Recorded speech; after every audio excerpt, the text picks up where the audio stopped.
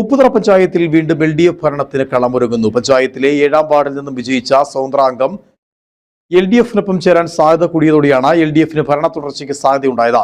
LDF-നും UDF-നും 8 വീതം സീറ്റും BJP-ക്ക് 1-ഉം സ്വതന്ത്രയായി ഒരാളുമാണ് തിരഞ്ഞെടുക്കപ്പെട്ടത്.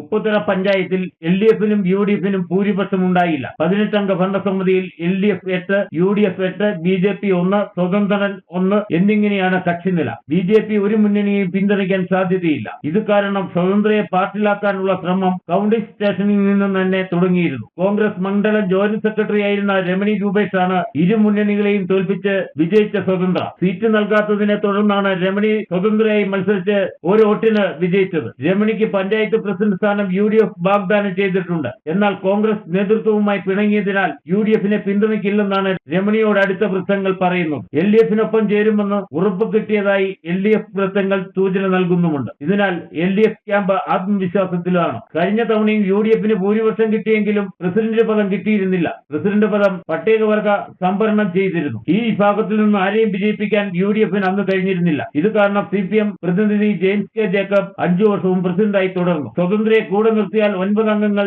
LDF-ന് ഉണ്ടാവും. അപ്പോൾ LDF-ന് ഭരിക്കാനും കഴിയും. BJP അംഗത്തിന്റെ നിലപാട് അപ്പോഴും നിർണായകമാണ്. Idukki vision news, Upputhara.